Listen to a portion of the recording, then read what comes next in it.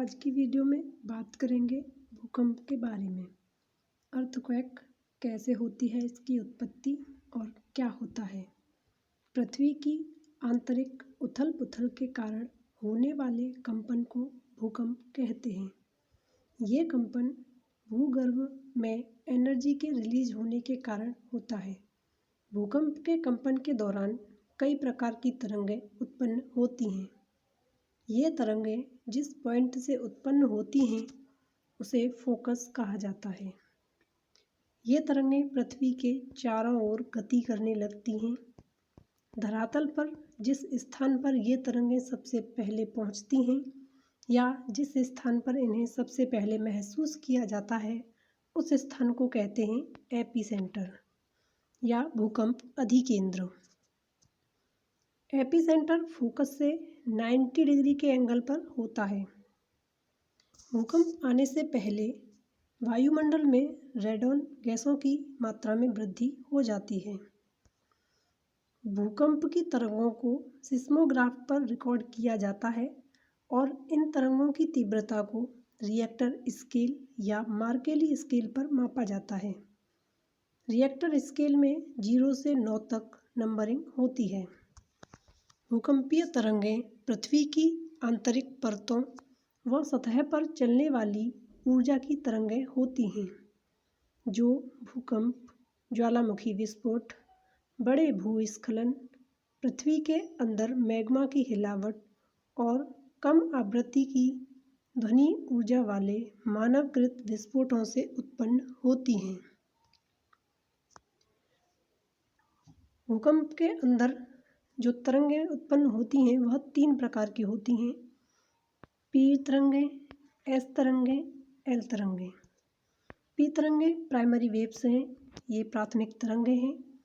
ये भूकंपीय तरंगें सबसे तीव्र गति वाली होती हैं और यह एपिसेंटर पर सबसे पहले पहुंचती हैं।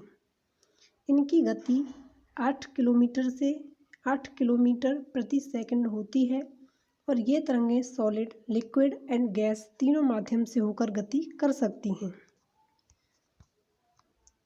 एस तरंगें, ये तरंगें सेकेंडरी वेव्स भी कहा जाता है इन्हें। ये तरंगें सिर्फ सॉलिड के माध्यम से ही गति कर सकती हैं, लिक्विड के माध्यम से ये गति नहीं कर पाती। ये जो तरंगें हैं इन्हें ये अनुप्रस्थ तरंगें होती हैं।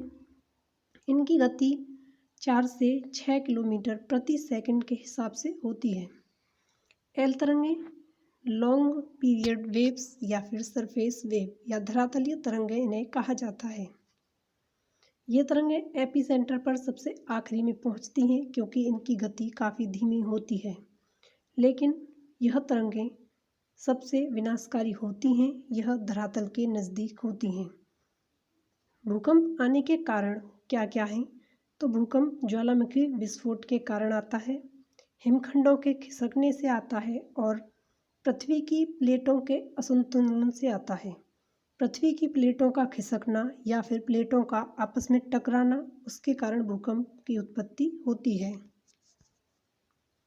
पूरे विश्व को 3 भूकंपीय क्षेत्रों में विभाजित किया गया है। यह है प्रशांत महासागरीय पेटी, जहां सबसे ज़्यादा भूकंप आते हैं। प्रशांत महासागरीय पेटी में 68% भूकंप आते हैं, इसीलिए इसे रिंग ऑफ फायर भी कहा जाता है।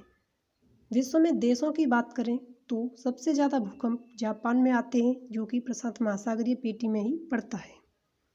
दूसरा देखें, 21% जो भूकंप हैं वह आते हैं मध्य महाद्वीपीय पेटी में, जिसमें यूरोप, अफ्रीका एंड एशिया के कुछ भाग हैं और भारत का जो भूकंपीय क्षेत्र है वह इसी में पड़ता है, मध्य महाद्वीपीय पेटी में। तीसरी है मध्य अटलांटिक पेटी, जिसमें 16% भूकंप आते हैं। ऑस्ट्रेलिया ऐसा क्षेत्र है जहां कोई भी भूकंप नहीं आता है।